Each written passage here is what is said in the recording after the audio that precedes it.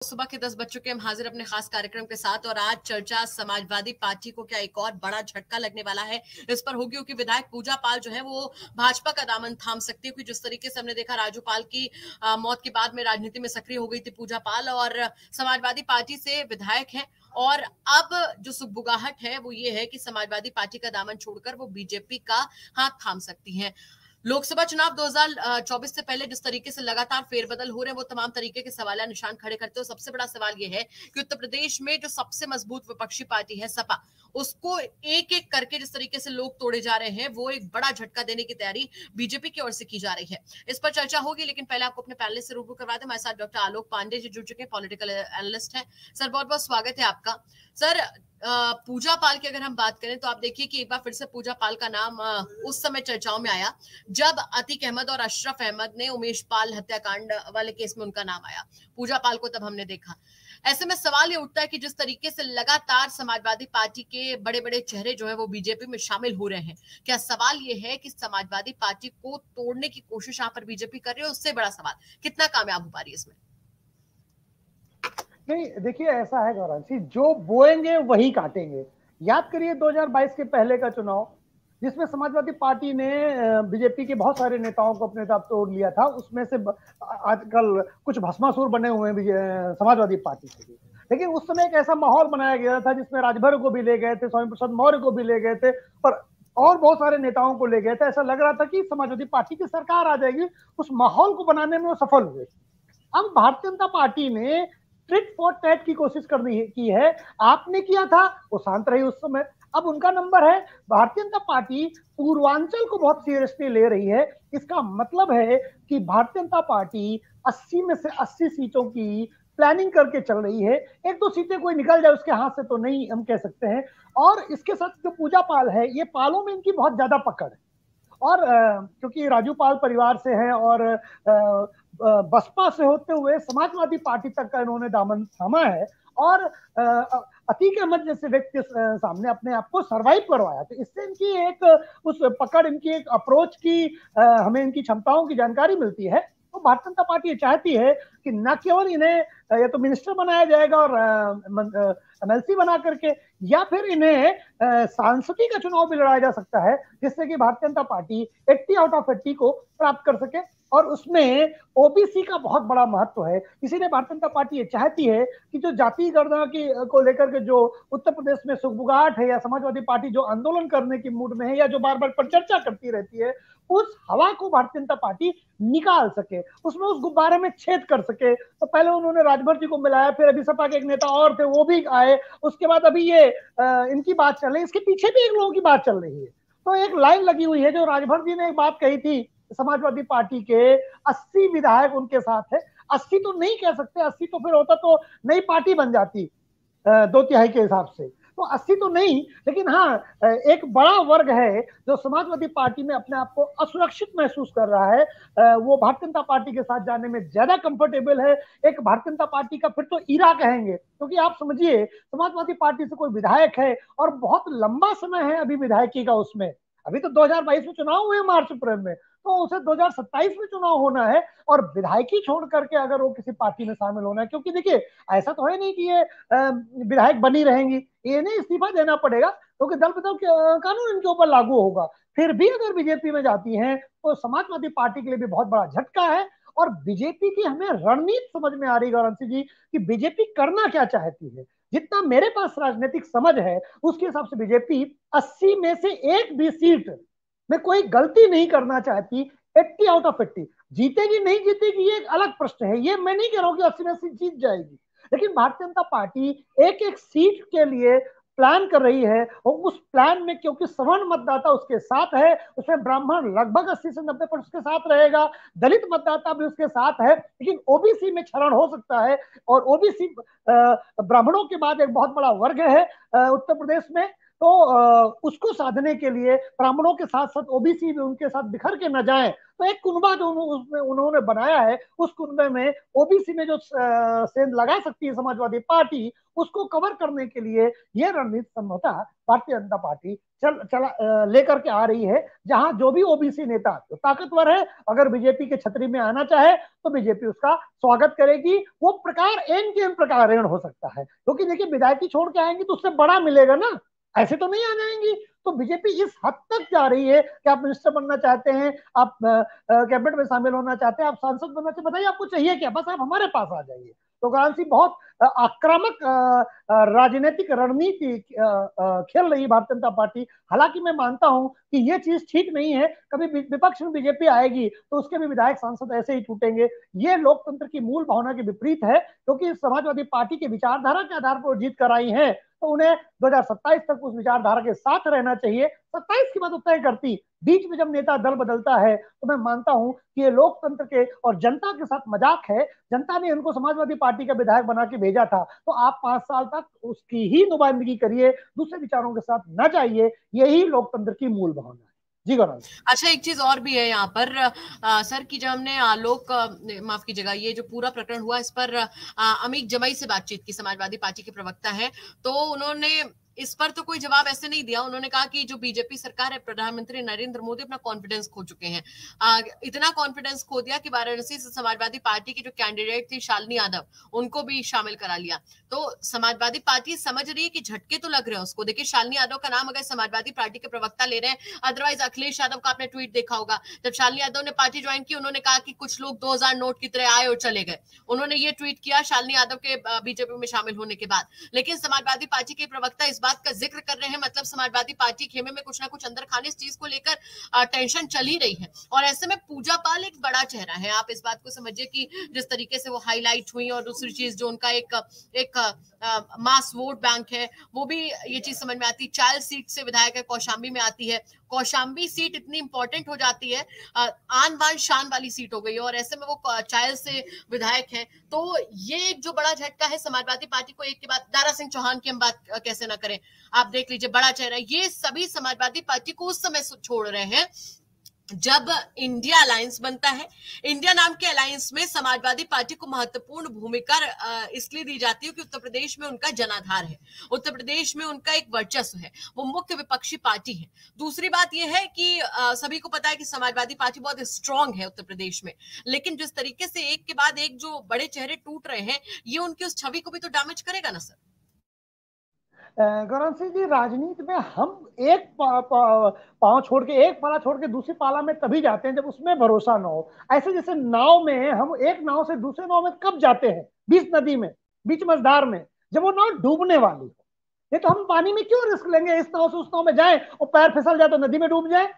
इसका मतलब है कि जो ये अलायंस बन रहा है, मैं इसे इंडी अलायंस कहता हूं, क्योंकि अलायंस में ए बाद में आ जाएगा, तो ये जो इंडिया अलायंस नहीं है, मैं इसे इंडी अलायंस कहता हूं, माफ कीजिएगा। तो दिस इज इंडी जो अलायंस है, इंडिया शब्द कॉन्स्टिट्यूशनल है, और हो सकता है इसका मुकदमा जाए, और ये ऑफिशियली तो इसे कभी रजिस्टर्ड ही नहीं करा सकते इंडिया को, क्योंकि इंडिया प्रीफिक्स और सफिक्स के साथ ही जुड़ेगा। तो इसलिए इंडिया का उपयोग ये नहीं कर सकते हैं। ओरली कर रहे हैं, ठीक है, कॉन्स्टिट्यूशनली ये गलत है।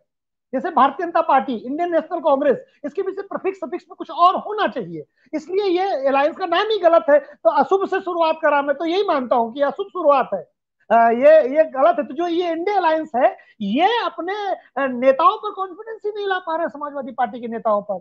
आप सोचिए, आप कह रहे भारतीय जनता पार्टी हार जाएगी, ओके, मान लिया विपक्ष ने कहा, क्योंकि भाई ये तो कहना पड़ेगा, ये तो नहीं कहेंगे कि भारतीय जनता पार्टी जीत जाएगी। हम भी अगर विपक्ष में होते तो हम यही कहते, अगर हम नेता होते, हम ये तो कहना ही पड़ेगा। लेकिन इन रियलिटी हम लोग तो ये बात मानेंगे ना कि जो मुंह से कह रहे हैं वो सही है, जो दिल में कह रहे हैं छुपा करके दर्द, वो सही है। तो जो समाजवादी पार्टी के प्रवक्ता का बयान आया कि बीजेपी बहुत डरी हुई है, बीजेपी डरी हुई होती या बीजेपी हार रही होती तो इनके पार्टी के नेता समाजवादी पार्टी को छोड़ के जाते। नेता सबसे बड़ा मौसम वैज्ञानिक होता है, यह जानने के लिए कि उसका भविष्य कहाँ सुरक्षित है। नेता से अच्छा कोई सूंघ नहीं सकता। कभी कभी गलती हो जाती है, 2022 के चुनाव में बहुत नेताओं ने सूंघा कि भारतीय जनता पार्टी हार जाएगी, समाजवादी पार्टी जीत जाएगी, तो उन्होंने बीच नदी में अपना नाव बदल दी। अब हो गया उल्टा, वो जिस नाव में गए वो नाव डूब गई। पॉलिटिकली, और उस जिस नाव को सोचते थे हार जाएगी वो जीत गई। तो कुल मिलाकर अगर आप देखें कि वही आमतौर पे ये होता है, हर बार तो नहीं संभव है, लेकिन आमतौर पे ये होता है कि नेता उसी तरफ जाता है या अनुमान लगाता है कि वो दल जीत सकता है। और आप पूरे भारत की राजनीतिक व्यवस्था में देखिए तो भारतीय जनता पार्टी के सामने इस समय तो कोई ऐसा अलायंस नहीं है जो उसे वाकई गंभीर चुनौती दे सके। मान लीजिए ये जो इंडी अलायंस है, ये क्या चुनौती दे सकती है बीजेपी को? अगर दे सकती होती तो ये एक चेहरा दिखा पाते, अगर दे सकते होते तो ये कॉमन मिनिमम प्रोग्राम लेके आते। ये कहते हैं मोदी हटाओ क्योंकि संविधान खतरे में है। ये वो कांग्रेस पार्टी कह रही है, वो जो देश में आपातकाल लेकर के आती। संविधान खतरे में सिर्फ एक बार पड़ा पूरे भारत के स्वतंत्र होने के बाद, जब देश में इंदिरा गांधी जी ने अपने व्यक्तिगत कारणों से देश में आपातकाल लगाया था। कोई ये नहीं कह सकता कि देश में आंतरिक अशांति या युद्ध की स्थिति थी। जो 352 इंडियन कॉन्स्टिट्यूशन का आर्टिकल का जो आपात उपबंध है, उसके तहत 2-3 कारणों से इसे लागू किया जा सकता है। तो उन्होंने एक आर्टिफिशियल इंटरनल डिस्टर्बेंस का कारण लगा करके आपातकाल लगा दिया था। हालांकि उनको जेल की सजा हुई थी और उनका निर्वाचन कैंसिल कर दिया था इलाहाबाद हाई कोर्ट ने। तो उन्होंने व्यक्तिगत कारणों से इस देश में आपातकाल लगा दिया। तो कांग्रेस की वो जो एक कि संविधान बचाओ देश बचाओ, ये बात तब अच्छा लगता है राजनीति में जो व्यक्ति कहने वाला रियल में संविधान को बचाने वाला हो। जब कांग्रेस कहती है कि संविधान खतरे में है तो देश की जनता इतनी मूर्ख नहीं है, वो हंसने लगती है। वो कहती है कि संविधान कैसे खतरे में है? खतरे में तो इंदिरा जी ने दिया था। अगर खतरे में होता तो प्रधानमंत्री को लोग धरनों प्रदर्शनों में पी के अब्यूजिंग वर्ड कहते हैं। वो खतरे में नहीं है संविधान। इसलिए ये लोग जो कह रहे हैं ये नकारात्मक अलायंस की तरफ जा रहे हैं जितना मैं जानता हूं, क्योंकि सकारात्मक अलायंस वो होता है जो अल्टरनेटिव दे। एनडीए का अल्टरनेटिव अगर इंडी अलायंस है तो इंडी अलायंस को यह बताना पड़ेगा कि वो देश को 2030 तक कहां लेके जाएंगे। मोदी जी ने तो बता दें कि हम 2027 तक जो है हम दुनिया की तीसरी इकोनॉमी लेके जाएंगे। और इसका जो प्रमाण है, मैं मानता हूं कि अगर योजना नीति आयोग कहेगा तो लोग कहेंगे कि गलत है, भारतीय जनता पार्टी कहेंगे तो लोग कहेंगे कि भाई ये पॉलिटिकली है। लेकिन अगर आईएमएफ कहता है, इंटरनेशनल मॉनेटरी फंड कहता है कि 2027 तक भारत तीसरी सबसे बड़ी अर्थव्यवस्था हो जाएगी, तो उसकी बात तो हमें मानना पड़ेगा ना। इस देश में तो वाराणसी जी एक चलन है कि विदेशी की बात मानते हैं। इसीलिए मैंने आईएमएफ की को कोट किया है कि आईएमएफ कहता है कि भारत 2030 तक जो टारगेट बनाया था थर्ड इकोनॉमी का, वो 3 साल पहले प्राप्त कर लेगा। वाराणसी, जितना मैंने राजनीतिक रूप से पढ़ा है, मैंने कभी ये नहीं सुना कि सरकारें अपने टारगेट को 3-3 साल पहले अचीव करती हूँ। जैसे अभी आपने आगरा मेट्रो का उद्घाटन की बात हुई तो मैंने योगी जी की बात को सुना। उन्होंने कहा कि फरवरी 2024 में उद्घाटन होना था, हमने 6 महीने पहले बना दिया। तो ये सरकार कम से कम इतना तो करती है, टारगेट बनाती है और कभी कभी टारगेट के पहले भी पूरा करती है। इसका मतलब ये बिल्कुल नहीं है कि भारतीय जनता पार्टी जो कर रही है उसमें राम राज आ गया, कोई कमी नहीं है, सब अच्छा है। 140 करोड़ लोगों का देश है, सरकारें गलतियां करती हैं। विपक्ष का काम है रियल गलतियों को ढूंढना, रियल कमियों को ढूंढना और जनता तक लेके जाना कि देखिए सरकार ये नहीं कर पाई है, ये समस्या है। लेकिन समस्या ये है कि विपक्ष आपस में लड़ने में लगा है। अरविंद केजरीवाल, ममता बनर्जी और अखिलेश यादव को कांग्रेस एडजस्ट नहीं कर पा रही है, उनकी अपनी सारी इंटरनल प्रॉब्लम है। इसलिए मैं इंडिया अलायंस को बार बार कहता हूं कि पहले आप अपनी प्रॉब्लम सॉल्व करिए, पॉजिटिविज्म दीजिए। देश नकारात्मकता से परेशान हो गया गौरव सिंह। वो कहता ठीक है मोदी में बहुत कमियां है, तो बताइए आप अच्छा क्या कर रहे हैं, आपका नेता कौन है?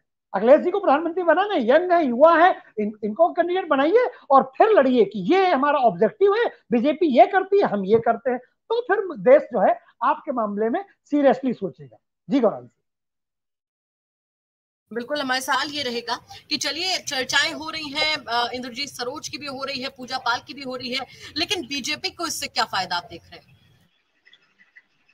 80 आउट ऑफ 80 मिशन जो 80 है उसको पूरा करना चाहेगी बीजेपी। और उसमें क्या है कि वो जो उसके रेड जोन एरिया है, जो उसने आंतरिक सर्वे कराया है, उस आंतरिक सर्वे में उन जगहों पर जहां जहां पर रेड जोन है, जहां जहां पर बीजेपी हार सकती है, जहां थोड़ी सी भी कमजोर है, वहां के उन ताकतवर लोगों को अपने साथ बीजेपी मिला करके 80 में 80 का जो उनका अपना टारगेट है उसे प्राप्त करना चाहती है। और उसमें इंद्रजीत जी भी और पूजा पाल एक कड़ी बन सकते हैं, जहां पर ये पूर्वांचल में ये जो हिस्से हैं और ज्यादा मजबूती से आएंगे। और भारतीय जनता पार्टी उन सारे लोगों को अपने साथ जोड़ने के लिए बिल्कुल तैयार बैठी है।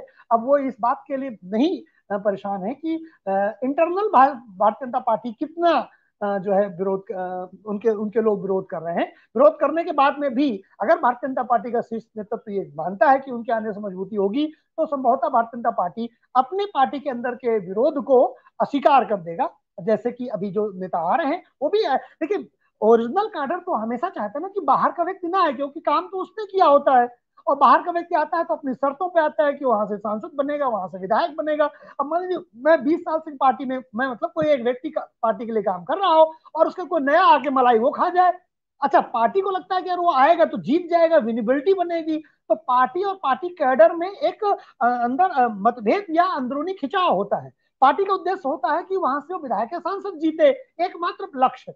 और कार्यकर्ता का उद्देश्य होता है कि जो हम लोग कार्य कर रहे हैं, हम में से एक को टिकट मिले, और वो जीते हारे वो अलग बात है। तो जो ये किसी भी पार्टी के लिए उसके कार्यकर्ता और पार्टी के शीर्ष नेतृत्व के बीच में एक बड़ी गुत्थी होती है विनिबिलिटी की। कार्यकर्ता सोचता है हारे या जीते लेकिन टिकट हमारे यहाँ का मिले, पार्टी सोचती है कि यार यहाँ से जीतना बहुत जरूरी, क्योंकि संसद में या विधानसभा में तो रिप्रेजेंटेशन मायने रखता है। ये जो अंतर विरोध आता है, हर पार्टी इसको बर्दाश्त करना पड़ता है। तो इसकी वजह से बहुत सारे असंतोष पैदा होते हैं, पार्टियां टूटती तक है। लेकिन भारतीय जनता पार्टी क्योंकि सत्ता के ऊपर की ओर उफान की तरफ है, तो शीर्ष नेतृत्व जो चाहेगा वो करेगा। शीर्ष नेतृत्व को इतिहास रचना है। जवाहरलाल नेहरू के बाद मोदी जी ऐसे प्रधानमंत्री होंगे जो 3 बार लगातार पूर्ण बहुमत की सरकार बनाएंगे, 3 बार लगातार प्राइम मिनिस्टर बनेंगे। अगर फुल मेजोरिटी के साथ आते हैं तो इतिहास पुरुष होंगे, जवाहरलाल नेहरू जी की बराबरी कर लेंगे। 75 साल के डेमोक्रेटिक इतिहास में कोई नेता 3 बार फुल मेजोरिटी से नहीं जीता है। तो भारतीय जनता पार्टी इतिहास रचने की तरफ है। तो जितने भी वो ऑपरेशन करेगी, जितने भी वो नेताओं को शामिल करेगी, उसमें उद्देश्य एक रहेगा, इतिहास को प्राप्त करना, इतिहास को की बराबरी करना, जिससे मोदी जी का जो कद है वो जवाहरलाल नेहरू के बराबर या उससे ऊपर की तरफ भी चला जाए। इतिहास उन्हें एक, जब 2 नेताओं की बात है तो जवाहरलाल नेहरू के साथ मोदी जी को याद रखा जाए, और आने वाली जो पीढ़ियां हैं भारतीय जनता पार्टी की, वो कह सके कि नेहरू से ज्यादा बड़े नेता नरेंद्र मोदी जी थे। इसके लिए भारतीय जनता पार्टी 2024 के लिए अपनी कमर कस रही है। जो भी कवायदे आप देखेंगे, अभी तो बिहार में भी आप देखेंगे जेडीयू के साथ, अभी हम लोग हो सकता है बिहार तक में पर चर्चा करें, हो सकता है यूपी में भी करें कि जेडीयू टूट गया, क्योंकि मुझे लगता है कि चुनाव के पहले जेडीयू टूटेगा नीतीश कुमार के साथ या नीतीश कुमार के बिना। ये जो गौरव सिंह जी जो भी आपको दिखाई दे रहा है, छोटी से छोटी कड़ी, बड़ी से बड़ी कड़ी, वो इतिहास रचने के लिए है, मोदी को इतिहास पुरुष बनाने के लिए। जी गौरव सिंह। पूजा पाल का नाम तो सबसे ज्यादा चर्चा में। एक आखिरी सवाल आप तीनों से लेंगे। आलोक जी सबसे पहले आपका रुख करेंगे और आपसे जानने की कोशिश करेंगे कि लोकसभा चुनाव से पहले समाजवादी पार्टी को अगर ऐसा होता है, इंद्रजीत सरोज के नाम की भी चर्चा है और पूजा पाल के नाम की भी चर्चा है, तो कितना बड़ा झटका आप इसे मान रहे हैं समाजवादी पार्टी के लिए? इससे उबरने के लिए पार्टी को क्या करना होगा? देखिए अखिलेश जी ने जो पीडीए बनाया, तो पीडीए का पी पाल और डी सरोज जी, तो पी और डी दोनों में बीजेपी डेंट करेगी। तो मैं तो ये कह रहा हूँ ना कि एक क्या जी होगा? जी एक तो अखिलेश यादव, ए मतलब सीधे अखिलेश यादव। तो इसलिए ये है कि देखिए राजनीति जो है अब उतनी सिंपल नहीं रही गई। राजनीति एक द्वंद्व है, राजनीति एक युद्ध है। और भारतीय जनता पार्टी क्योंकि सत्ता में है, सत्ता की जब में कोई पार्टी होती है उसके पास जो है लोग जाते हैं, सत्ता की मलाई चखने के लिए भी लोग पहुंचते हैं। सत्ता में रहने से बहुत सारे फायदे हैं। विपक्ष में देखिए, अगर आप सत्ता में रहते हैं तो उसके अंदर बहुत सारे लोग जुड़ेंगे, वो काम के नहीं, अलग बात। विपक्ष में जो आपके साथ जब हो और आपके साथ बना रहे, वो रियल चिंतक होता है। इस समय समाजवादी पार्टी के साथ जो लोग होंगे वो रियल होंगे समाजवादी, बाकी जो समाजवादी नहीं होंगे वो लाभ के लिए निकल चुके होंगे। तो जब विपक्ष में होते हैं तब वो आपकी रियल शुद्धिकरण होती है। जब हम सत्ता में होते तो सब जुड़ना ही चाहते, चढ़ते को सभी सलाम करते हैं। तो भारतीय जनता पार्टी इस समय चढ़ती हुई दल है, सत्ता में है, मोदी जी का जलवा है, उत्तर प्रदेश में योगी जी का जलवा है। तो जो लोग थोड़ा भी जिसकी आस्था डगमगाती है वो फिर और सत्तारूढ़ दल के साथ आता है। ये हमेशा का नियम रहा है, कोई ऐसा नहीं है। जो भी दल सत्ता में होता है, लोग जो लोग कमजोर चरित्र के होते हैं, कमजोर विचारधारा के होते हैं, वो सत्तारूढ़ दल के साथ जाते हैं। अच्छा, भारतीय जनता पार्टी या कोई भी रूलिंग पार्टी क्यों लेती है? क्योंकि कहीं ना कहीं अपने साथ वोट बैंक भी लेके आते हैं। टॉपअप है, मिनिमम तो होता ही है, टॉपअप ये लोग ले आते हैं जिससे कि विनेबिलिटी बन जाती है। तो टॉपअप के लिए भारतीय जनता पार्टी नेताओं को शामिल करेगी अपने साथ, और ये अच्छे टॉपअप होंगे, चाहे सरोज जी हो और चाहे पाल जी हो, तो दोनों लोग अच्छे टॉपअप है भारतीय जनता पार्टी के लिए। तो भारतीय जनता पार्टी इन्हें लाकर खुश होगी, और समाजवादी पार्टी को ऐसे लोगों से छुटकारा मिलेगा जो उसकी विचारधारा के साथ नहीं है। हालांकि तात्कालिक नुकसान महसूस होगा, लेकिन वो तो सत्ता में नहीं है ना, दो लोग और भी चले जाएंगे तो समाजवादी पार्टी को सत्तारूढ़ दल से वंचित तो कर नहीं पाएंगे। तो इसलिए समाजवादी पार्टी को निश्चिंत रहना चाहिए, जो लोग रियल समाजवादी नहीं है वो पार्टी को छोड़कर जा रहे हैं, इसमें ऐसे बहुत तनाव लेने की अखिलेश जी को जरूरत नहीं है। वो अपना जनता के साथ मिलते रहें, जुलते रहें, काम करते रहें, जब वो जीत के आएंगे तो ऐसे लोग फिर इस पार्टी में शामिल हो जाएंगे। तो ये एक तरह की जो है राजनीतिक व्यवस्था चलती रहती है। और हालांकि इससे समाजवादी पार्टी को तात्कालिक कोई नुकसान हो ना हो, लेकिन बीजेपी को तात्कालिक फायदा मिलेगा, एक हवा बनाने में फायदा मिलेगा कि बीजेपी 80 में से 80 सीटें जीत सकती है। जी गौरव।